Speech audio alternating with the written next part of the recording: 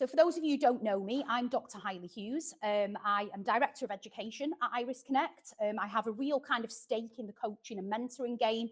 I've written a book called Mentoring in Schools on mentoring, and I also work at the University of Sunderland a day a week as well, leading their mentoring. So coaching and mentoring is something that is really close to my heart. I also work for the Department for Education as well as an ITT quality advisor, so I do a lot of policy work in the ITT sphere as well.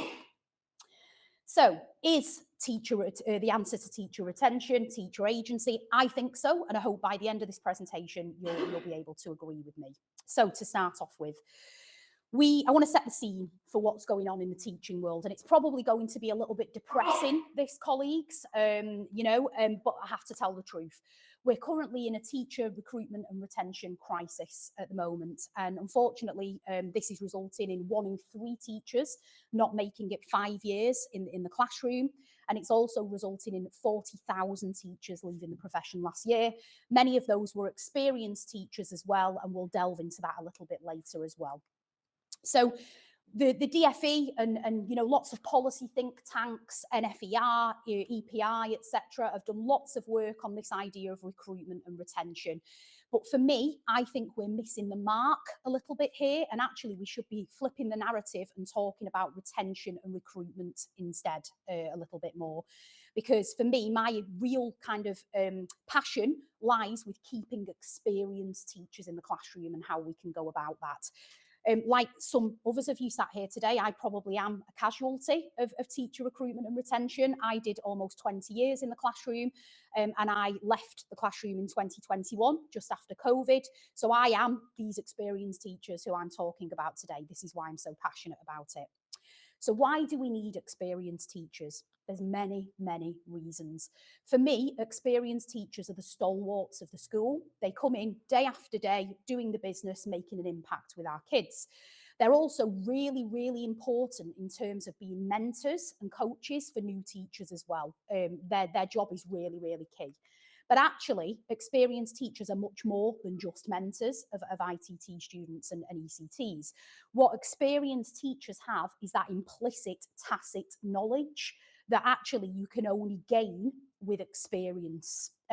Now, we've done a lot in the last 10 years, I would say, in education about that explicit knowledge that comes with teaching, and we've made attempts to codify teaching techniques, for example, or codify what great leadership might look like on the MPQs.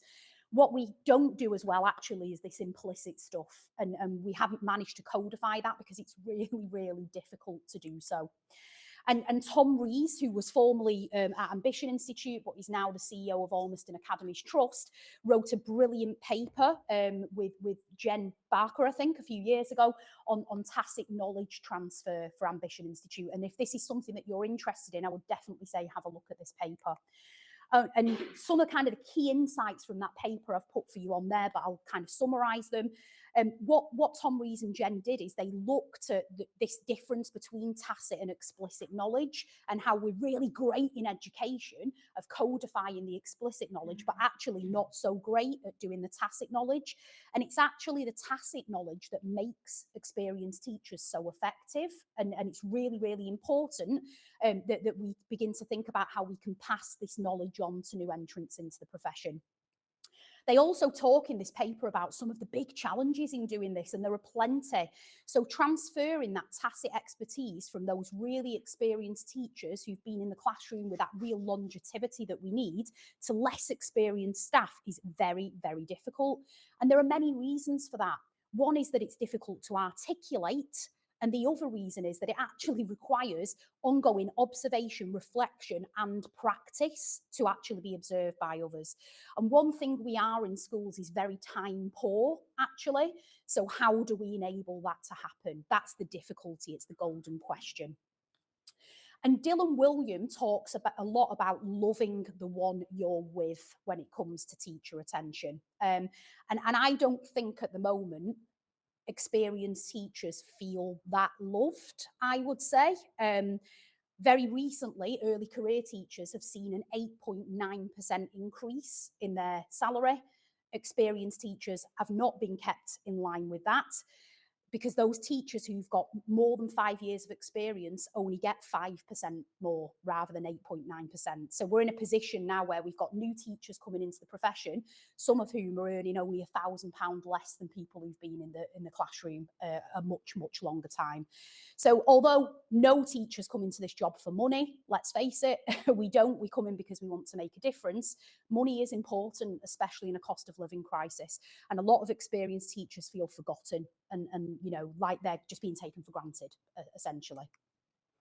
And I've been banging on about teacher retention for a really long time now. It's become very popular at the moment because the new Labour government have come in and Bridget Phillipson has talked about getting, 6,500 more teachers into the profession. I'm not sure how she's going to do that. I'm happy to work alongside her to help with that. But my book 4 years ago, Preserving Positivity, looked at the reasons why teachers were leaving the profession. And it was based on a piece of research by the Department for Education in 2019 called Factors Affecting Teacher Retention. And I looked at these kind of reasons. The Department for Education paid a massive amount of money for this research.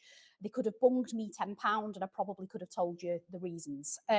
So let's have some ideas. Who wants to shout out what they think the reasons were? Yes? Yep.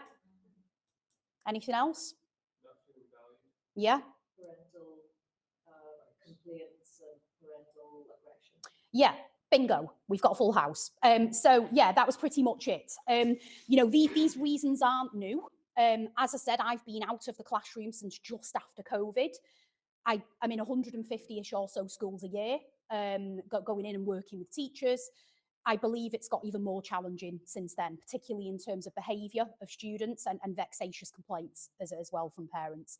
So if I was to write this book again now, I'm sure that there would even be different messages in it. And the thing is, there's been lots and lots of research. You can see some there that I would point you towards about kind of what the state of the teacher labour market looks like in England. You can see this is by NFER. Jack Worth is an absolute expert on teacher retention. If you don't follow him on X, I would definitely have a look because he does some brilliant threads which really cut to the heart of what's going on in the sector. And what this report found, it's quite damning, really, and quite depressing, is that 44% more teachers stated that they were intending to leave teaching in 2022 to 23 than the previous year. So that's quite stark, isn't it, when you see it in that. Lots about teachers' working hours increasing significantly. I think the last research I looked at saw secondary teachers averaging about 60 hours a week working, and primary even more than that it was coming out as. And then there's that real terms pay growth for experienced teachers that's 15 percentage points lower than for the average UK earnings. And we have all had those times, let's face it, when we've had a really tough day at school and we've been on indeed.co.uk looking for Tesco checkout jobs. I've had those when I've had a really bad lesson with year 9 on a Friday afternoon because she looks really happy, and we've all had that. But what I'm talking about here is not kind of the fleeting idea that actually there might be something else I can do. These are kind of deep-seated reasons for leaving the profession. And the Department for Education have tried to have lots of different sort of schemes, if you like, or plans to try and counteract this. Very recent one with the last government, the Conservative government, was Troops for Teachers. I don't know whether any of you are familiar with that. Huge amounts of money ploughed into this scheme, and I think only 6 troops actually retrained during that time period. And then the most recent one before the Labour government took over was the Scout badges. Do you remember this? So Scouts were going to get teacher badges as part of their kind of scouting. But all of this is really just a sticking plaster, isn't it? That, we can slap a sticking plaster on it, show that we're doing things, but actually nothing's going to change. That's kind of the issue. So how does teacher autonomy actually relate to this idea of teacher retention? I've set out the scene for you. Let's think about autonomy now. Well, that's another report that you can see there from NFER. Again, I would direct you towards on how teacher autonomy relates to job satisfaction and teacher retention. And I'm going to talk you through some of the key findings of this before looking at how it relates to some other research. So again, quite damning reading from NFER, probably best enjoyed on a Friday night with a glass of red wine, I probably think. So teachers in this report are actually 16% less likely than similar professions to report having a lot of influence over how they do their job. So, you know, teaching is a very tightly constrained profession, and I'll talk a little bit more about this later.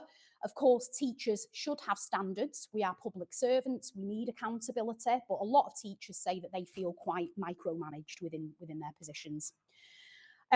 In fact, 38% of teachers said that they have little or no influence over their PD goals. And I think that's something we're going to come back to a few times during today, this idea of teacher agency over professional development. And of course, you know, it's a no-brainer, isn't it? Teacher autonomy is strongly associated with improved job satisfaction. And with improved job satisfaction, if you love your job, if you get up every day raring to go, you're going to stay doing that job, okay? You're not going to think the grass is possibly greener. So again, kind of concentrating on PD, because that's what we're here today for, this idea that actually a lot of teachers reported influence over their PD goals from some to a lot, and those ones who had a lot is associated with 9 percentage point increase in intention to stay in teaching. So essentially, if teachers have got control over their own PD goals, the likelihood is that they're going to stay in the job. And this links to Deci and Ryan's work on self-determination theory. Many of you will know about this. It's a very popular psychological theory.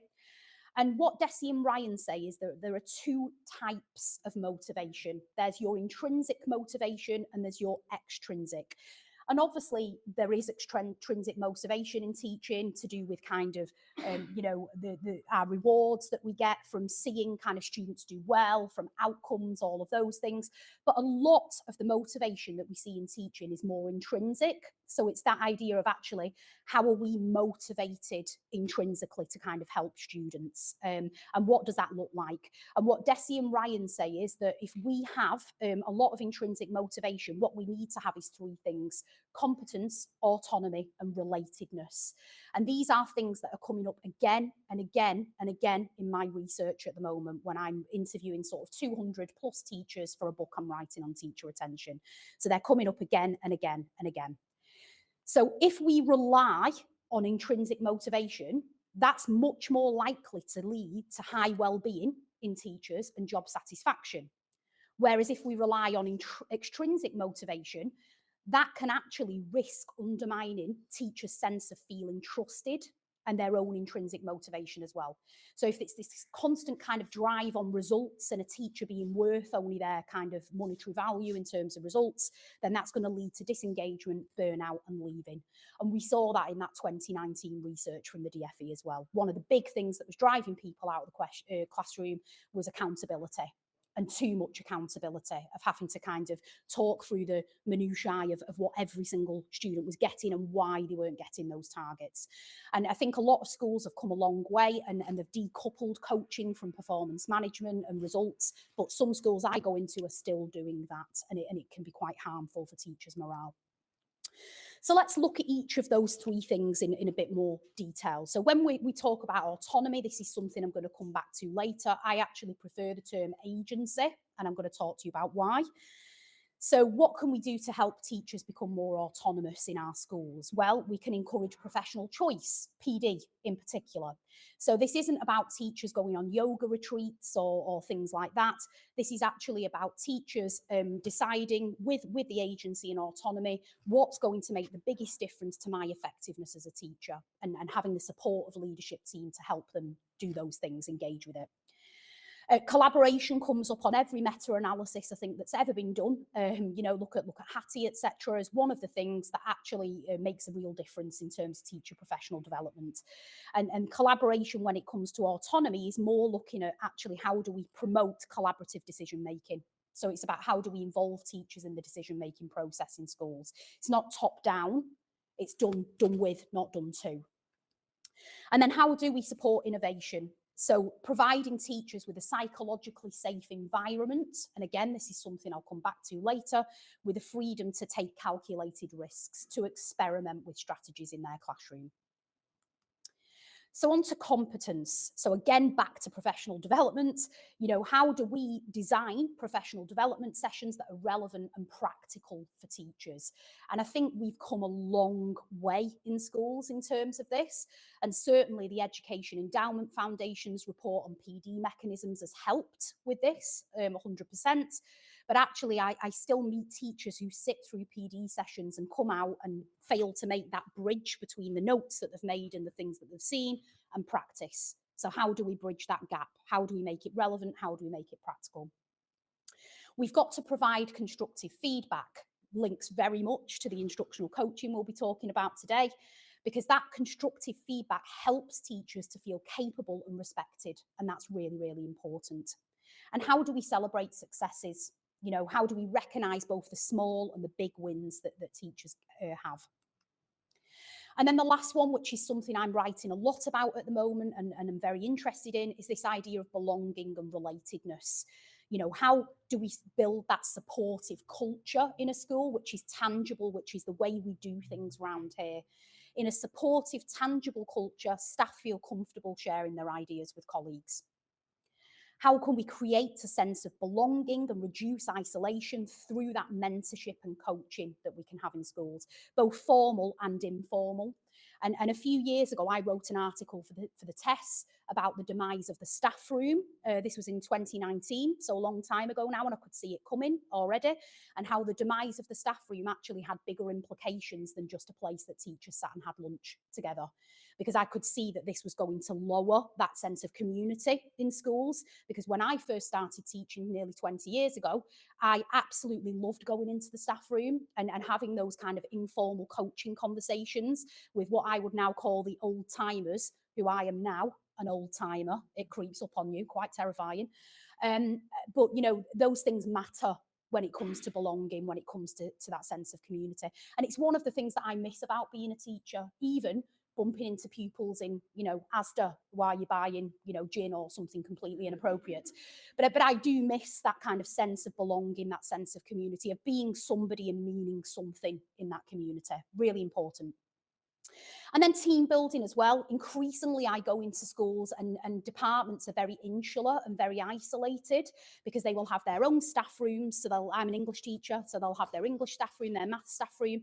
And it's very rare now that teachers will venture out of those spaces and collaborate as much as they used to. So that sense of collaboration, of connection, is something that is at the heart of what Iris Connect do, actually. But it's also really important when it comes to self-determination and staying in schools. So I want to go back now to this idea of teacher autonomy and teacher agency. And these are two words that are used very interchangeably by people when they're talking about kind of retention. Are they the same? Well, no, actually, they're not. So when we talk about teacher autonomy focuses on this idea of external freedom that teachers have. It also focuses on the structure of the education system. So it's this idea of things being centralised or having decentralised control. And what the research tells us is that autonomy can be limited or expanded by policies, leadership styles, or school culture. Now, I think in the current system that we're working in, it's pretty impossible for teachers to have autonomy because we have a national curriculum. We're very centralised in terms of department control from the DFE. So I think it's unrealistic in many ways for teachers to have autonomy.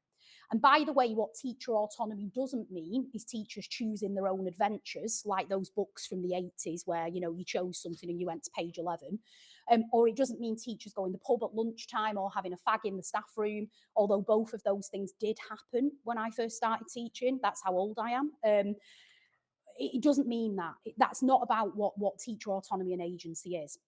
So for me, I think teacher agency is more realistic because what the research tells us teacher agency means is that it's a focus on the internal capacity to be able to professionally empower teachers.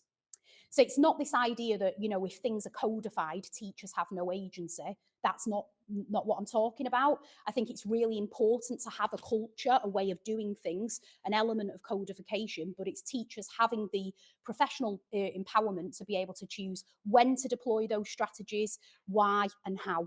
So that's what I'm talking about when I talk about teacher agency. An agency is all about this idea that teachers feel empowered to take ownership of their own choices and their own outcomes as well, and that includes PD as well. And there is a huge link between teacher agency and adaptive expertise as well, and Sarah will talk a bit more about adaptive expertise later. And it's this idea that actually teachers feel empowered and psychologically safe enough to be able to navigate some of the constraints that they have in their school and make informed decisions based on their own professional judgment. So that's the difference. And you can see it kind of summed up there in that table. And by the way, you will have access to all of these slides as well. I can see people furiously writing.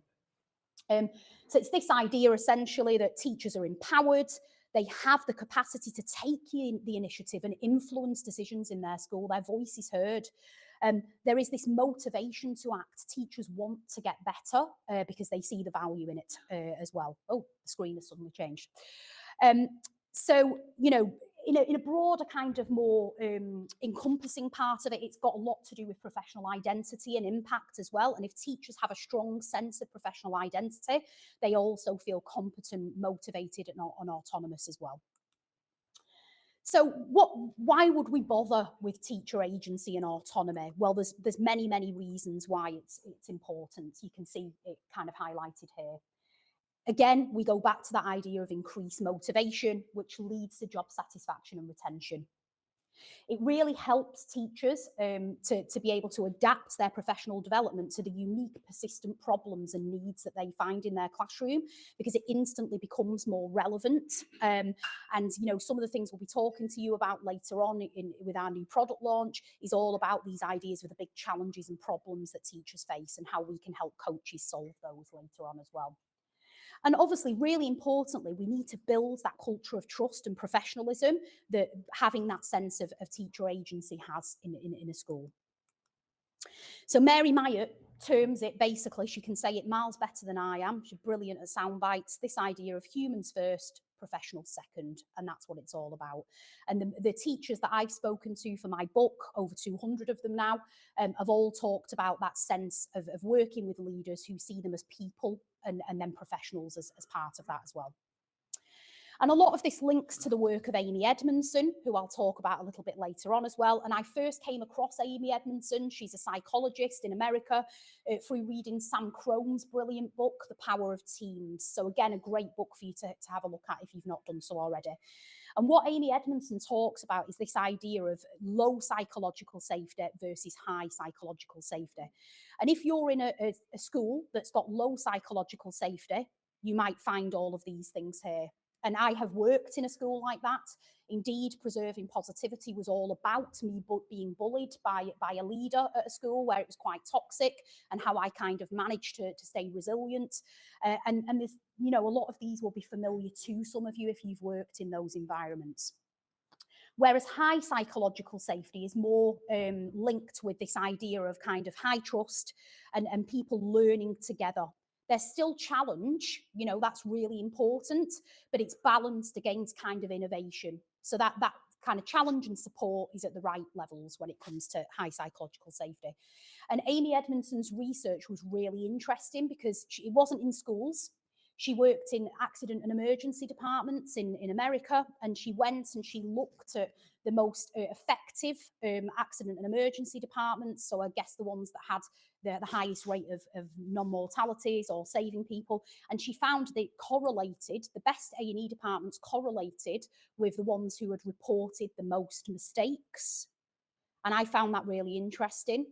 Because if you didn't think about it enough, your snap judgment might be, well, that doesn't make sense. But actually, if you think about it, it means that those people see mistakes as a learning experience, and they feel safe enough to report them rather than having kind of the finger of blame pointed. So really interesting research there, and I think it links to schools very much. Another really recent report that I wanted to mention is this one that you can see here from Education Support and Public First. And I think the title is even quite interesting, 1970s Working Conditions in the 2020s. So, you know, we haven't changed much essentially in schools. And what they talked about is the fact that leaders, really, if they're going to keep hold of teachers, they really need to minimise empty work. mitigate the expansion of the role, which is really difficult. A lot of teachers I speak to talk about being a social worker, a psychologist, a family liaison officer, etc. So it's become too big to manage, and that report talks about this. And this idea of how do we bring in a culture of flexible working, and kind of all the findings of this report actually will be really helped with the new product that we're going to tell you about a little bit later, because, you know, teachers are already incredibly busy, leaders are already incredibly busy, and we want to try and make their lives more easy. And then the final kind of piece of research that I'm going to share with you is this one, and this is from Leeds Beckett University, and this is about the impact of teacher wellbeing and mental health on pupil progress in primary schools. And this is just a quotation that I'll let you read from it as well.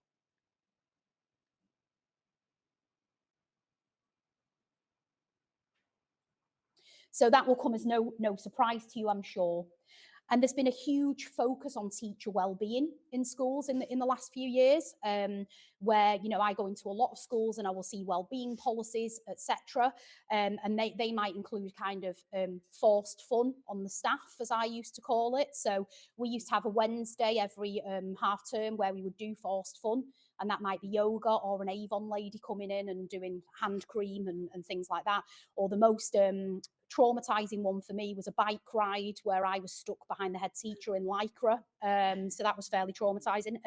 When actually a lot of the teachers that I spoke to would just have rather have had the PPA time to go and do their stuff and then go home to their family.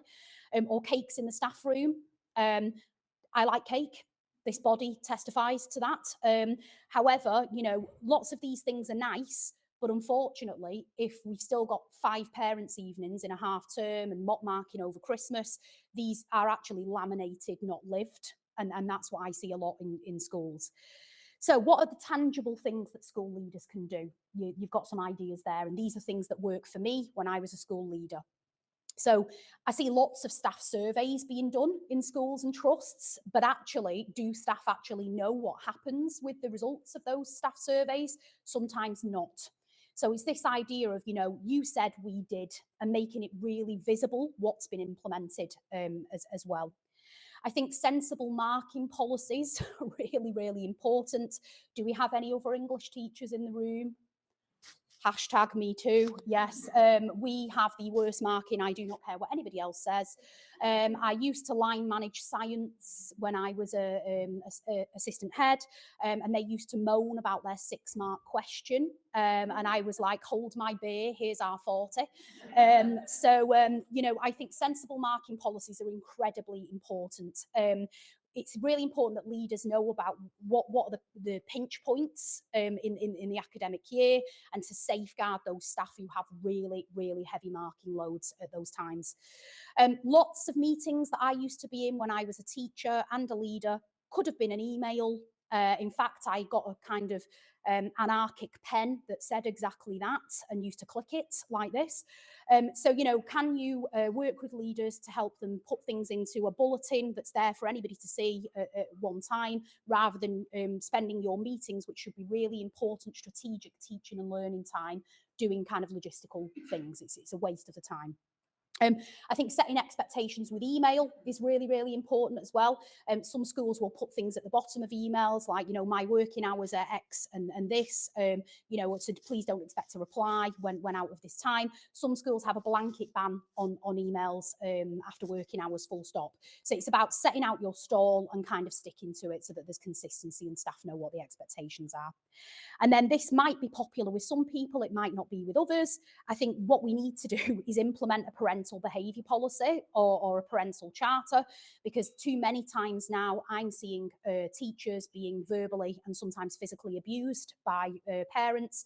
And I think, you know, parents need to be held to the same account as teachers do in terms of that. So it might be popular, that it might not, but I feel like, you know, teachers need that protection at this point. So what we're doing clearly isn't working. We need to do something else. I love this quote by Paul Whiteman. It's like trying to fill a bath without a plug. That's kind of what's happening at the moment with the retention crisis. And this very recent poll by Tess is a bit terrifying. You can see there. There's a big, massive bar chart there of nearly 80% of teachers considering leaving in the next 12 months. Okay, so it's bad news. As I say, I work in ITT, and the University of Sunderland have got a huge trainee teacher provision. Our numbers are down massively as well. And just yesterday, Jack Worth released some more figures at NFER, which said that we'd failed to meet targets in primary and secondary again. So, you know, we're kind of in dire straits, really. And this isn't just an England problem. I was pleased to see, because I thought it was just us. So in the last couple of months, I've been in Bangkok and America and Europe, and all three of those continents are having huge problems with teacher retention as well. You can see some targets there that have been missed in Asia as well. So, you know, it's not just us, you know, it's a worldwide problem. Now, what I want to kind of leave you with, really, in my last couple of slides, is kind of a call to arms, really. It's been, you know, been quite depressing. I've given you some practical tips, hopefully, as well. Now, for me, I think teacher agency is absolutely the kind of solution to the situation that we see ourselves in. And this piece of research has really influenced the way I think about coaching and belonging in schools. And it's this idea that the most successful education systems in the world are in the countries where society values the teaching profession. And certainly 20 years ago, when I started to teach, I come from a very working class area in Warrington in Cheshire. My mum's a cleaner. I'm from a council estate. When I became a teacher, my community felt like I had made it. Like, genuinely, you know, teaching was such a highly respected profession in the 90s when I first started teaching at the end of the 90s. However, I feel like teaching has been kind of eroded, denigrated in public perception over the last 20 years. I don't think COVID-19 helped, if I'm completely honest. I did my PhD thesis about this. I interviewed teachers about their professional identity due to the media headlines during this period. And I think at first parents were like, when they had to actually teach their own children, were like, my goodness, teachers deserve a pay rise. This is absolutely amazing. But then as time went on, newspapers like the Daily Mail, etc., printed things about teachers being sat around watching Netflix and having barbecues. And I don't know about anybody else, but I worked harder during that period than I've ever worked in my life. 24 hours a day on Teams with safeguarding issues, delivering laptops, delivering food for families. You know, the public didn't see a lot of that. And I feel like we need a complete reset. And I've spoken to the Department for Education about this several times as well. We need a complete reset, almost a PR campaign about how great teaching is. I know we have the Get Into Teaching adverts, but they're not enough. We need something else to reset the profession. And again, I go back to this idea of psychological safety. You know, teacher agency isn't about teachers being able to do whatever they like and to hell with it. That's not what this is about. High psychological safety only comes when there is those high standards, there's that intrinsic motivation, and in that zone, learning and performance is really, really high. And I believe that instructional coaching can help with that. It's a practical answer to that problem. So there's lots of things there that you can see to read of Amy Edmondson. So I mentioned before that Sam Gibbs and I are writing a book about teacher retention called Love the One You're With. So we've nicked Dylan Williams' thing that he nicked from the song. So it's not really nicking it from Dylan Williams, it's nicking it from the song.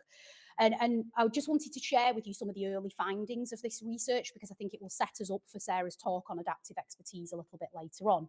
So a lot of the teachers that we've talked to who stayed in the classroom for 20 plus years. By the way, many of them at the same school.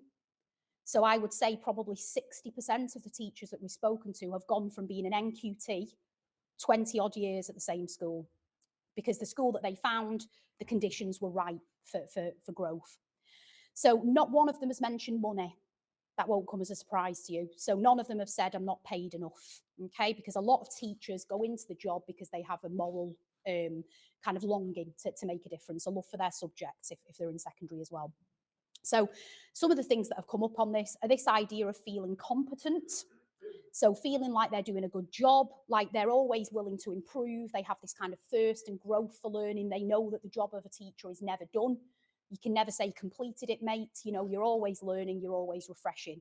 But they feel, because of the way that they're giving feedback, the way that they're supported, that actually they're doing a good job and they're a good teacher. They enjoy what they do because of that.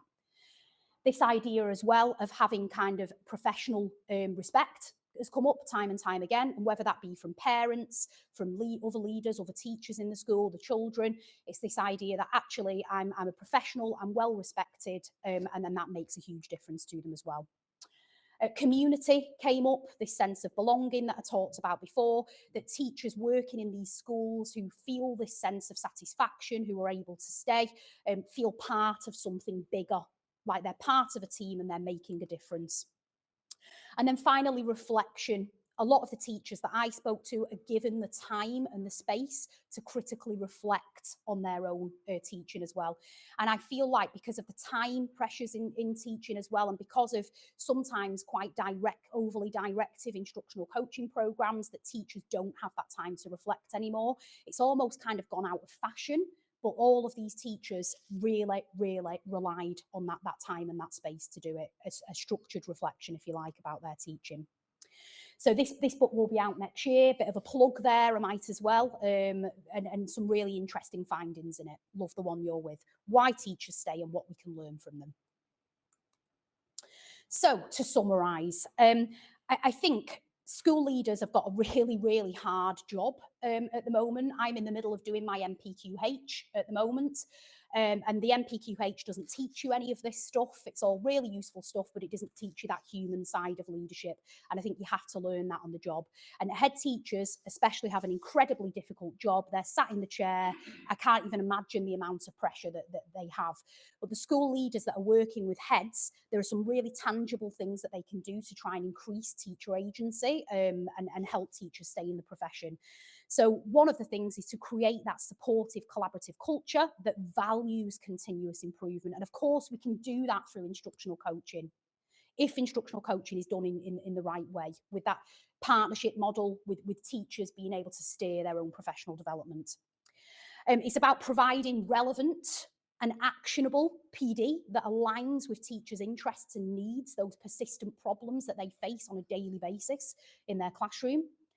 It's about fostering both personal and professional growth by addressing intrinsic and extrinsic motivators. So you need to get to know your staff really well. What makes them tick?